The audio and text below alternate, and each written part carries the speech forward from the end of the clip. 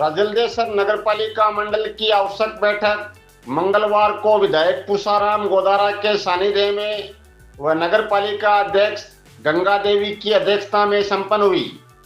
बैठक में रेलवे द्वारा बनाई जा रही चार दीवारी से उत्पन्न हुई समस्या, रेलवे ट्रैक के नीचे से गंदे पानी की निकासी तथा घर घर कचरा संग्रहण संबंधित प्रस्तावों पर विचार विमर्श किया गया।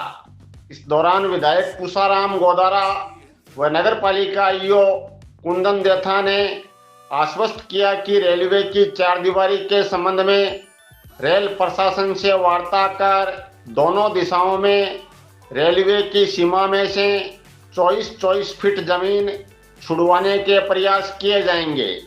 रेलवे ट्रैक के नीचे से गंदे पानी के निकासी के लिए प्राप्त डिमांड नोटिस के अनुसार अगले 2 सप्ताह में राशि जमा करवा दी जाएगी।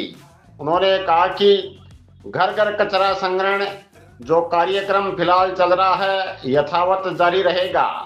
आवश्यकता पड़ने पर ऑटो टिप्पर की संख्या बढ़ा दी जाएगी। पालिका उपाध्यक्ष चंद्र प्रकाश घिटाला सहित कई पार्षदों ने पानी निकासी के लिए कई स्थानों पर पंप सेट लगवाने की मांग की, जिस पर नगरपालिका ईओ ने 5 दिनों में व्यवस्था में सुधार करवाने का आश्वासन दिया। विधायक पूसाराम गोदारा ने भी नगरपालिका ईओ से कहा कि गंदे पानी एवं बरसाती पानी की निकासी में कोई समझौता नहीं किया जाएगा। पालिका प्रशासन पर भ्रष्टाचार के आरोप लगाते हुए पार्षद पवन प्रजापत, राहुल सैनी, शीतल प्रकाश खडोलिया ने वर्ष 2015 से अब तक पालिका में हुई भारी भ्रष्टाचार तथा वर्तमान में 4.50 करोड़ की राशि विकास कार्य करवाए बिना ही झूठे टेंडर जारी कर आपस में बंदर बांट कर भुगतान दिखा दिया गया। इसकी जांच करवाने की मांग की, जिस पर विधायक पूसाराम गोदारा ने पार्षदों को विश्वास दिलाया कि इस भ्रष्टाचार की उच्च स्तरीय जांच करवाई जाएगी। आज की नगरपालिका की आपात बैठक हो जाएगी, जिसमें सर्वसम्मत ये निर्णय लिया गया कि रेलवे द्वारा फर्स्ट फाटक से अंडर ब्रिज तक करीब 600 मीटर में बाउंड्री बनाई जा रही है। तो यहाँ निर्णय ये हुआ है कि लोगों के रास्ते नहीं रुके, गेट नहीं रुके और जो ऑलरेडी मौजूदा रास्ता है वो 24 फुट छोड़ करके और 4 दीवारी बनाई जाए। ये सर्वसम्मत निर्णय लिया गया है, इस पर इंक्रोचमेंट नहीं किया जाए और अगर आवश्यक हुआ तो हम इस रास्ते को अल्टरनेट के रूप में अगर आवश्यकता पड़ी तो हमारी नगरपालिका लीज पर भी लेने के लिए तैयार है।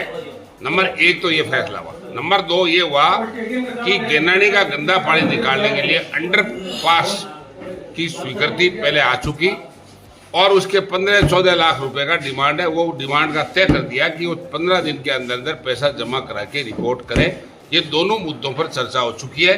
सफाई और स्ट्रीट लाइट के बारे में स्पष्ट निर्देश दे दिए गए कि व्यवस्था ठीक नहीं है, कराई जाए। इसके अलावा लोगों द्वारा, पार्षदों द्वारा ये सर्वसम्मत से आरोप लगाए गए हैं कि पिछले टाइम में बहुत बड़े घपले हुए हैं, उनकी जांच कराई जाए।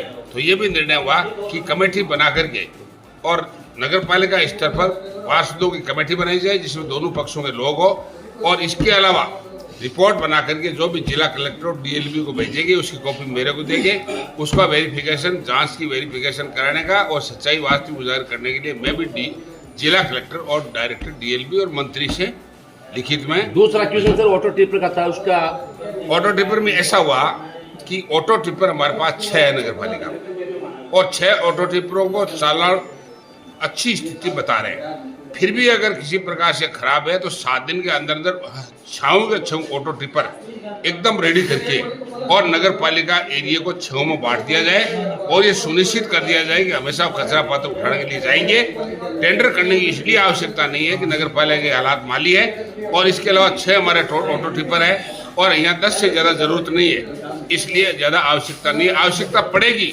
तो हम ऑटो टिप्पर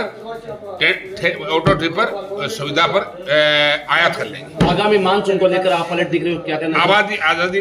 आगामी मानसून को लेकर के यहाँ 2-3 पॉइंट है। एक तो गहनानी में अभी गहनानी का निरीक्षण करूंगा एक तो गैनाड़ी खुद करके तैयार होगी बता रहे हैं, और नहीं हुआ तो उसका कराएंगे और वहाँ बड़ा पंप लगवाएंगे और एक स्टैंड बाई पंप और रखाएंगे। एक मुरलाई में बहुत बड़ा पानी इकट्ठा होता है, वहाँ स्टैंड बाई पंप लगाएंगे और एक पंप और लगाएंगे। इसके अलावा जहाँ जहाँ आवश्यकता है छोटे जनरेटरों की व्यवस्था के लिए ईओ को निर्देश दे दिया गया है और बोर्ड ने सर्वसम्मति निर्णय ले लिया गया कि पानी निकासी में किसी भी प्रकार की कोताही नहीं बरती जाए। ये मैंने भी इनको निर्देश दे दिए कि पानी के मामले में कोई कोताही नहीं बरती जाए और पानी निकासी होनी चाहिए, ये सुनिश्चित किया गया। कोटेशन के तहत बिलों का भुगतान को लेकर विशेष तरह का मुद्दा है, इसके बारे में क्या कहना? कोटेशन को सबका आरोप है, मेरे को तो पता नहीं है। सबने कहा कि 4.5 करोड़ रुपए कोटेशन पर भुगतान हुआ है, किस किस में हुआ मौके पर काम नजर नहीं आ रहे। इनकी विस्तृत जांच करने का बोर्ड द्वारा निर्णय लिया गया है, उसके आधार पर सख्त कार्रवाई कराई जाएगी और इसको जिला कलेक्टर और डायरेक्टर को और मंत्री को मैं इस मामले में अवगत करा के इसकी कमेटी बना के जांच कराने का फैसला बोर्ड के निर्णय अनुसार किया जाएगा। राजस्थान शिक्षक संघ अंबेडकर के चूरू जिला अध्यक्ष पद पर लगातार तीसरी बार निर्वाचित होने पर जिलाध्यक्ष मास्टर शिवाराम मेघवाल का मंगलवार को रतनगढ़ के सरकारी अस्पताल के आगे स्थित संविधान निर्माता बाबा साहेब भारत रत्न डॉक्टर भीमराव अंबेडकर की प्रतिमा के पास संघ की रतनगढ़ इकाई के तहसील अध्यक्ष नरेंद्र कुमार नाइक के नेतृत्व में विभिन्न शिक्षक संगठनों द्वारा माला सापा पहनाकर जिलाध्यक्ष मास्टर शिवाराम मेघवाल का भव्य स्वागत अभिनंदन किया गया। इस दौरान जिलाध्यक्ष मास्टर शिवाराम मेघवाल ने कहा कि वो संगठन को मजबूत करते हुए शिक्षकों के हितों के लिए सदैव तत्पर रहते हुए शिक्षकों के हक के लिए संघर्ष करते रहेंगे।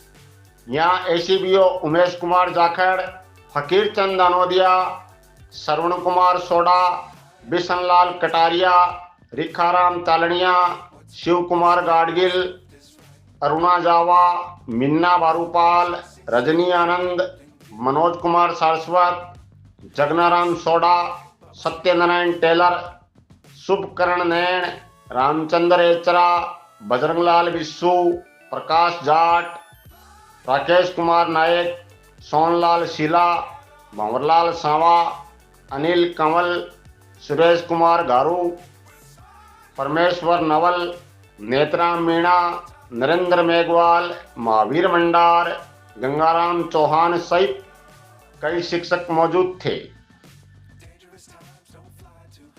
आज राजस्थान शिक्षक संघ अम्बेडकर जिला इकाई चूरू का जो गठन होना था, जो हर वर्ष की भांति ये वार्षिक चुनाव जो अधिवेशन होता है, वार्षिक अधिवेशन में चुनाव की प्रक्रिया निर्वाचन की होती है, तो काफ़ी दिनों से लोगों के अंदर एक ऐसी थी कि संगठनात्मक जो कार्य होते हैं, निर्वाचन का कार्य होते हैं, वो लोकतांत्रिक प्रणाली से हो, ताकि बाबा साहब का जो दिया हुआ संविधान के अंदर ये प्रावधान है कि लोकतंत्र जिंदा रहना चाहिए।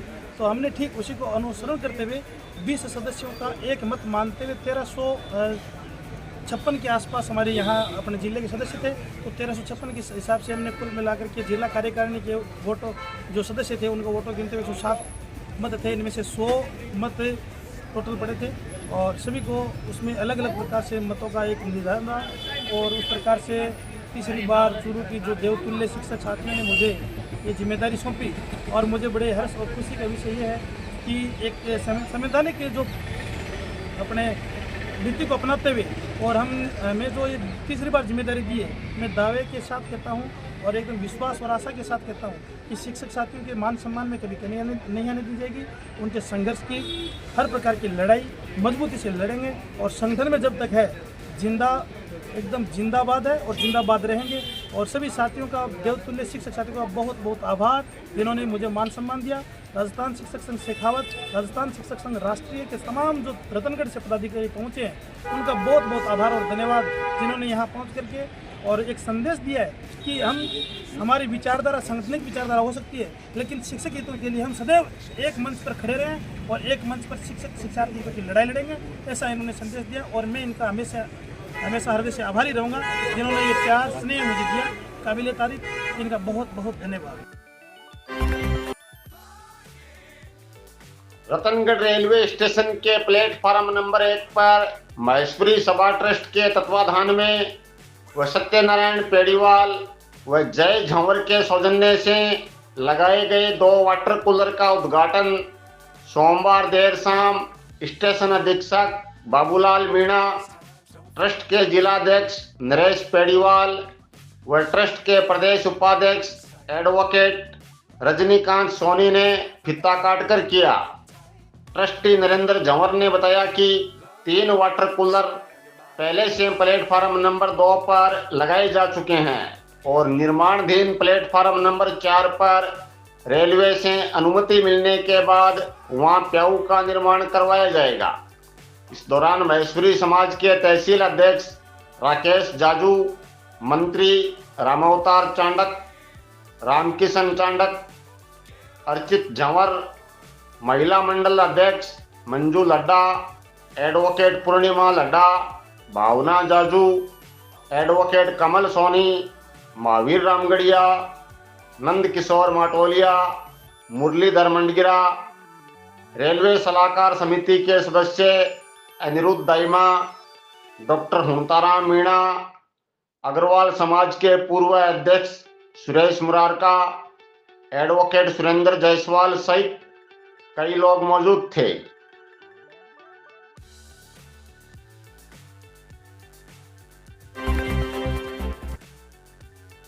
रतनगढ़ से नाबालिग हुई लापता, नानी ने थाने में कराया मुकदमा दर्ज।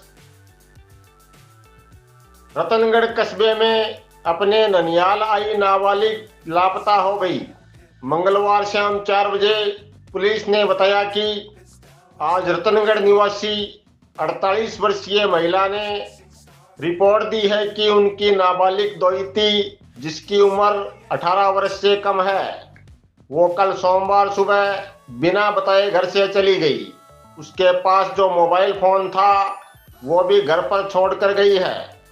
पुलिस ने मुकदमा दर्ज कर जांच शुरू की।